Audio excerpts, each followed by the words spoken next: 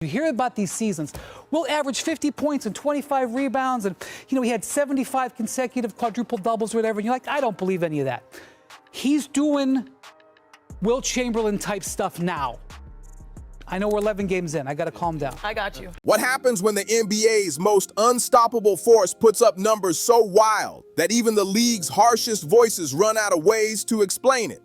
Brian Windhorst, the same guy who's watched LeBron from day one, who's covered dynasties being built and destroyed, went on live TV and compared Nikola Jokić to a legend whose record sounded like fiction. He even admitted he used to think those numbers were fake. We're talking about Wilt Chamberlain, and anyone who knows real basketball knows that name doesn't get thrown around just for hype. But after what Jokić just pulled off, Windhorst literally had no other choice. This is why the Joker has NBA insiders stunned, and why this might be the most overlooked domination the league has ever seen. It's wild, man. He's shooting 78% on two-pointers. 78. Yeah, so that's a high okay? number. He's leading the league in rebounds. He's leading the league in assists. Picture this scene. November 12th, 2025. The Denver Nuggets roll into Los Angeles to face the Clippers on the second night of a brutal back-to-back. What the NBA basically calls a built-in loss, because most teams come in completely drained. Jokić had just cooked Sacramento for 35 the night before. Any regular superstar would be chilling, saving energy, maybe even sitting out. But Nikola Jokić isn't built like regular superstars. The Clippers came in with a plan too. Their coach Ty Lue straight up admitted it after the game. Our game plan was to, make him score and just take away his passing, take everybody else out of the game. I thought the first half we did a good job with that. We knew Jamal Murray would be more aggressive in the second half. But I didn't think he would score 55. They wanted to force Jokić into playing selfish, hoping that even if he scored, it wouldn't matter without his crazy playmaking. And then the impossible happened. Jokić dropped 55 points, 55. And the wild part, it gets even crazier from here. He shot 18 of 23 from the field. That's 78% accuracy, like he was tossing layups in an empty gym. He hit 5 of 6 from deep. He knocked down 14 of 16 free throws. And on top of all that, he stacked 12 rebounds and 6 assists like it was nothing. But here's the wildest part. He played just 34 minutes, barely touched the floor in the fourth because the game was already a blowout. This wasn't just scoring, this was pure surgical work. This was straight up basketball art. I wasn't alive for when Chamberlain had these numbers. You hear about these seasons. Wilt averaged 50 points and 25 rebounds, and he had 75 consecutive quadruple doubles or whatever. And you're like, I don't believe any of that. He's doing Wilt Chamberlain type stuff now. I know we're 11 games in. I got to calm down. I got you. But I got you. Let me say this to y'all, though, seriously, that you point that out. He's also happy, right? He seemed like he's in a happy place. Ty Lue stood there after the game, looking like a man whose entire defensive plan had just evaporated in front of him. He literally said, I didn't think he would score 55. Nobody did, Ty. Nobody. And this is where things fly off the rails. Brian Windhorst went on ESPN's NBA Today and didn't sugarcoat a thing. And keep in mind, this dude built his whole reputation on being calm, calculated, and sometimes flat out skeptical. But after watching Jokić rip through teams averaging over 35 points, 12 rebounds, and 11 assists while shooting nearly 74% over a 6-game stretch, Every 100 possessions he's on the court defensively, the Nuggets are giving up 104 points. That means every 100 possessions he's out there, the Nuggets are outscoring the opposition by 47 points. He dropped a line that made every fan freeze. Brian Windhorst, a guy who's practically made a career out of doubting greatness, admitted he never fully believed Wilt Chamberlain's legendary stat lines were real until he watched Nikola Jokić in 2025. Let that sit for a second. Wilt averaged 50 points per game for an entire season. He once put up 100 points in a single night. Those numbers were treated like basketball fairy tales for 60 years. And Windhorst is now saying what Jokić is doing in today's league, with zone defenses, elite specialists, and modern analytics, actually compares to that. Has it not shown that you got 2 MVPs candidates doing what they do every year? No one cares. All right?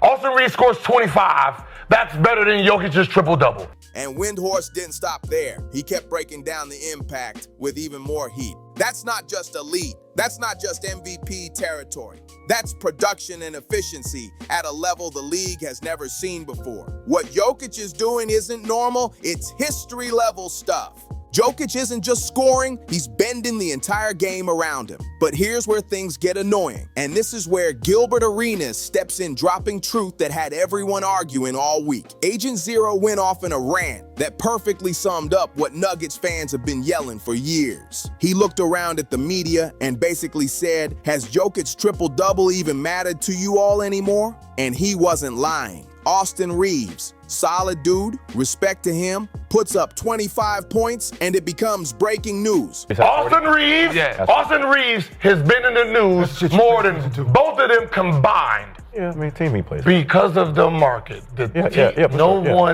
Like, we all talk about winning is amazing. We want to talk about it, but it's never news because the market is so small. Meanwhile, Nikola Jokić, a three-time MVP, drops another 30-point triple-double, and it gets tucked somewhere deep like nobody saw it. Arenas wasn't wrong. He kept going too. He pointed out that Jokic is averaging nearly 29 points, 13 rebounds, and 11 assists on 68% shooting this season. Just think about that. No player in NBA history has ever kept up that level of production with that level of efficiency. And yet somehow, half the country couldn't tell you anyone on the Nuggets not named Jokic. Arenas spelled it out with zero hesitation. If Jokic played for the Lakers, the Knicks, or any massive market, he'd be treated like a world superstar. Instead, he's in Denver, casually putting up numbers that make analysts compare him to Wilt Chamberlain. And most casual fans don't even realize it's happening. And the funniest part? Jokic doesn't care at all. After that 55-point outburst, reporters asked him what it meant, and his answer was unreal. He said, "I missed like 2 or 3 layups. That's it. No flexing, no celebration. Just a dude annoyed he didn't shoot perfect." Let's put this in real perspective, because these numbers are turning ridiculous. Jokic's 55-point night became the most efficient 50-point game in NBA history with a 91.5% true shooting percentage. That's not human. He's also the first player ever to average a 35-point triple-double while shooting 60% or better across a 6-game run. Not LeBron, not Jordan, not Magic. Nobody has ever touched that. The Denver Post said it best when they noted Nuggets players were literally shaking their heads during the game watching him cook. Spencer Jones, a two-way guy, told reporters, "If you put a camera on the bench, you'll see us shaking our heads throughout the game." That's what witnessing greatness from up close really looks like. But here's what separates Jokic from every other all-time great. He does it with zero traditional athleticism. This is the same guy who posted the worst vertical jump, 17 inches, out of more than 1,000 players tested in elite sports labs. Yet he finished first in defensive plus-minus 3 years straight.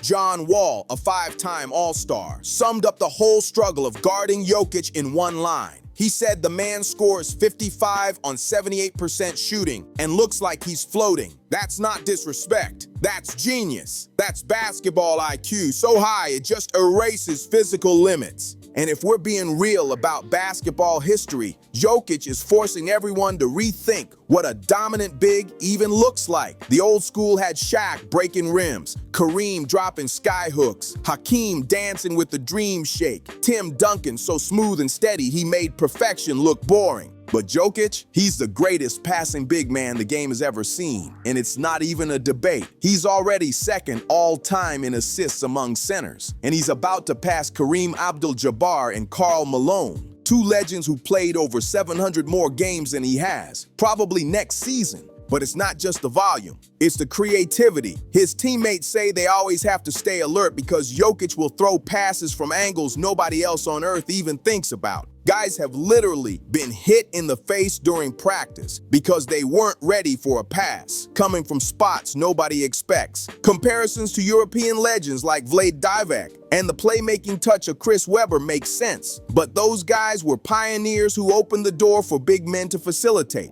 Jokić took that blueprint and turned it into a whole new sport. He's not just a passing big, he's the offensive engine who just happens to be 7 feet tall.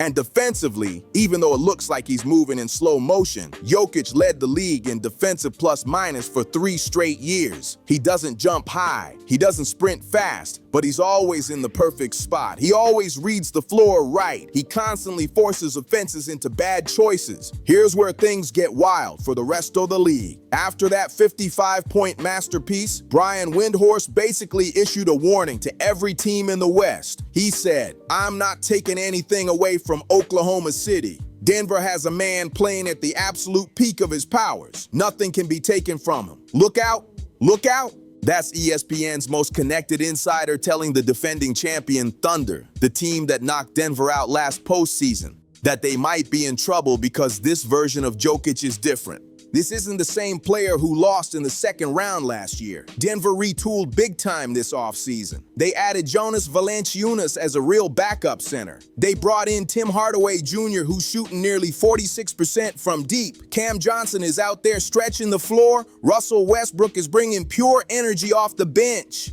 But the biggest change? Jokić looks happier. Kendrick Perkins picked up on it right away. He said Jokić looks like he's finally in a happy place. Last season, you could see the frustration all over him, but now you bring in real team-first guys and suddenly we're watching a more energized Jokić and a better Jokić, which is straight up scary. A better Jokić?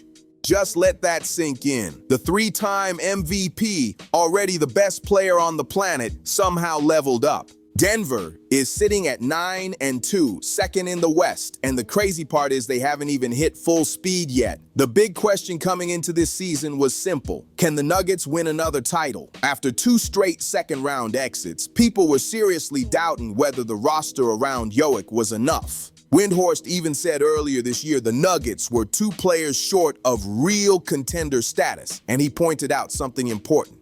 Jokić will never demand changes. That's not his style. So the front office had to take responsibility. Well, they did. And now the early results look terrifying for everyone else. Denver currently owns the second-best offense and second-best defense in the league. And when Jokić is on the floor, they're putting up 151 points per 100 possessions. Numbers that feel like someone forgot to turn the difficulty off rookie mode. Even more important, Jokić is proving he can carry a heavier load whenever he wants. That 55-point game wasn't some lucky night, it was a message. Ty Lue tried to shut down his passing, and Jokić basically said, "Cool, I'll just score 55 then." That kind of versatility makes him impossible to scheme for. You can't shut down a player who can destroy you through scoring, passing, or rebounding. You pick your poison, and Jokić will hit you with whatever you leave open. David Adelman, the new Nuggets coach, said it best after the Clippers game. That's one of those performances you just don't forget. And he's right.